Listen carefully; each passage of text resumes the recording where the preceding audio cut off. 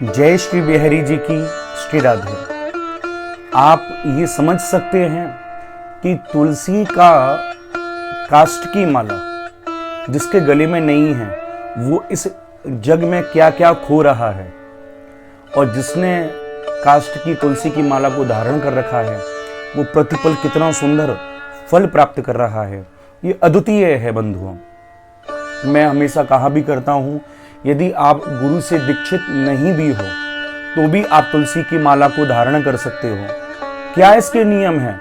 बहुत छोटे से नियम मैं कहूँगा कि आप वही प्रसाद ग्रहण करो जिसका भोग ठाकुर जी को लगाया जा सके, क्योंकि ठाकुर जी को सात्विक और राजसी पदार्थों का भोग लगाया जाता है। तो सात्विक और राजसी पदार्थ आप लोग पा सकते हो, यही नियम है।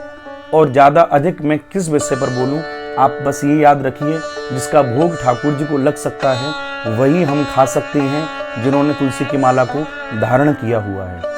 ये श्रीमद् देवी भागवत जी मेरे हाथ में इस समय स्थित हैं और यहाँ स्वयं भगवान नारायण श्री तुलसी देवी को कह रहे हैं।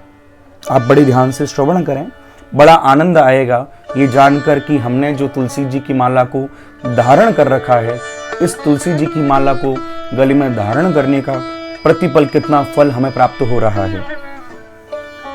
सा स्नाता सर्वतीर्थेषु सर्वयज्ञेषु दीक्षिताः तुलसी पत्र तो येन यो विषेकम समाचरित।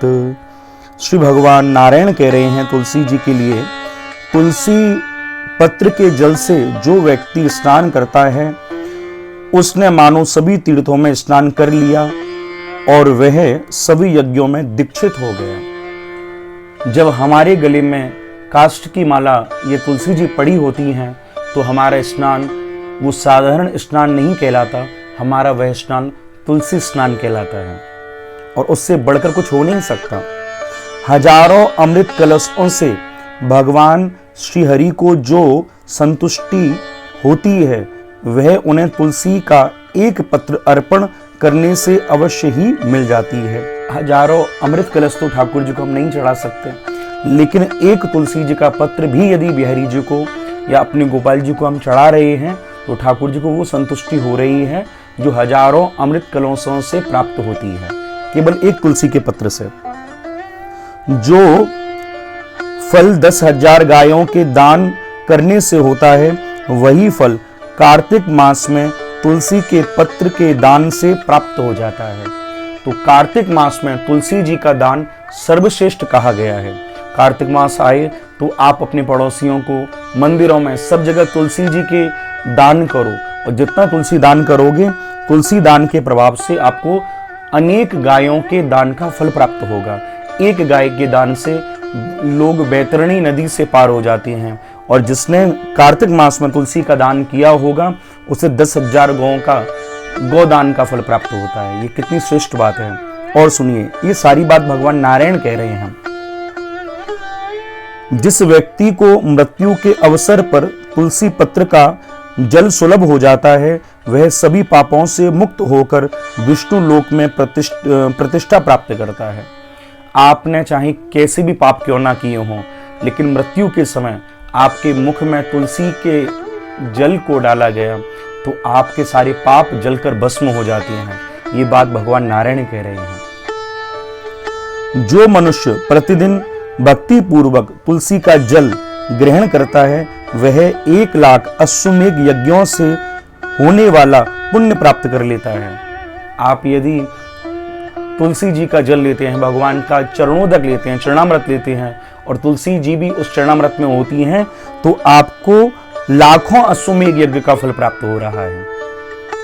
जो मनुष्य हाथ में तुलसी लेकर या शरीर में इसे धारण कर तीर्थों में प्राण त्यागता है वह विष्णु लोक को जाता है।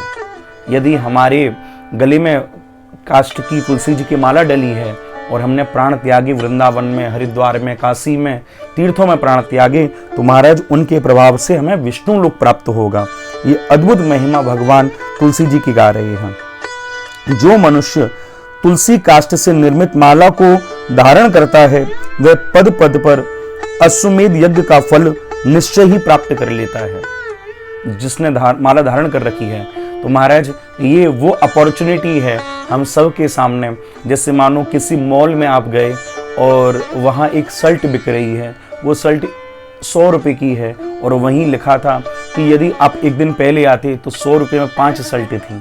तो आप खुश होगे कि हमने पहले एक दिन पहले क्यों नहीं आए, हमने मिस कर दी, हमको 5 शर्ट में थी, हमसे गलती हो गई, हमें एक दिन पहले आ जाना चाहिए था। जब तक आपने ये महिमा नहीं सुनी तब तक आप ऐसे ही रह रहे हो। जिस पल आपने ये महिमा सुन ली तो प्रतिपल यही कहोगे कि हमने तुलसी की माला को धारण क्यों नहीं किया, क्योंकि तुलसी की माला को धारण कर लेते तो कितना फल हमें प्राप्त होता। तो आज ही तुलसी जी की माला को धारण करो। मृत्यु के समय जिस मनुष्य के मुख में तुलसी जल का एक कण भी पहुंच जाता है, वह रत्नमय विमान पर आरूढ़ होकर निश्चय ही विष्णु लोक को जाता है। आप देखिए, भगवान नारायण स्वयं कह रहे हैं, अमावस्या, पूर्णिमा, द्वादशी, सूर्य संक्रांति, मध्यकाल, रात्रि दोनों संध्याएं अशोच तथा अपवित्र समयों में रात के कपड़े पहने हुए तथा शरीर में तेल लगाकर जो लोग तुलसी के पत्र को तोड़ते हैं, वे साक्षात श्री हरि के मस्तक को काटते हैं। ये भी याद रखिए कि तुलसी का पत्र हमें कब तोड़ना चाहिए। इन जगह अमावस्या, पूर्णिमा, द्वादशी, सूर्य संक्रांति, मध्यकाल, रात्रि दोनों संध्याएं, अशोच, ये सारी स्थितियों में तुलसी का पत्र तोड़ना निषेध है। अगर ऐसा हम कर रहे हैं तो यहाँ पुण्य नहीं, हम पाप कमा रहे हैं। श्राद्ध, व्रत, दान, प्रतिष्ठा तथा देवार्चन के लिए तुलसी पत्र बासी होने पर भी 3 रात तक शुद्ध बना रहता है। आप ये भी याद रखिए कि आपके यहाँ कोई भी व्रत है, दान कर रहे हैं, ठाकुर जी प्रतिष्ठा कर रहे हैं, तो तुलसी जी का पत्र टूट गया और फिर भी 3 रात्रि तक उसको पवित्र माना जाता है। यदि आप जा रहे हैं पृथ्वी पर पड़ा हुआ अथवा जल में गिरा हुआ या श्री विष्णु को चढ़ा हुआ तुलसी पत्र धो देने से दूसरे कार्यों के लिए शुद्ध हो जाता है। अगर आप पृथ्वी पर पड़े हुए तुलसी के पत्र को देखें या जल में डूबा हुआ देखें या भगवान पर चढ़ा हुआ देखें, वहां से यदि तुलसी पत्र तुम्हें प्राप्त होता है तो उसे दोबारा धोने से वो पुनः पवित्र हो जाता है और पुनः ठाकुर जी पर वो चढ़ाया जा सकता है।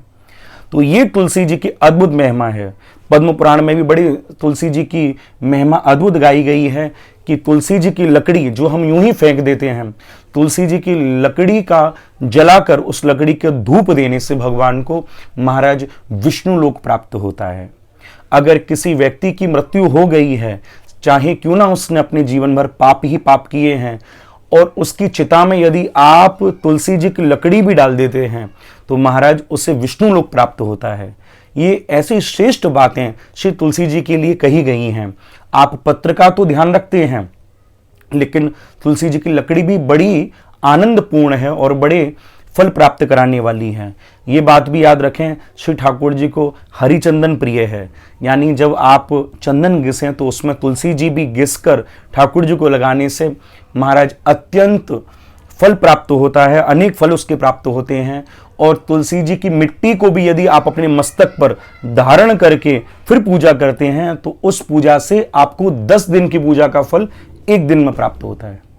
तो ये तुलसी जी की अद्भुत महिमा है। आप सभी अपने गले में तुलसी जी की माला धारण कीजिए और अपने घर में भी तुलसी सेवा को प्रारंभ कीजिए, क्योंकि वह तुलसी सेवा ही है जो भगवान नारायण को आपके घर में आने के लिए प्रतिपाद्य करेगी और आपके घर में भगवान नारायण का वास होगा। तो आप सभी तुलसी पूजा को करें और तुलसी जी को धारण करें। आपको मेरी बात कही अच्छी लगी हो और आनंद आया हो तो आप वीडियो को अधिक से अधिक शेयर कीजिए।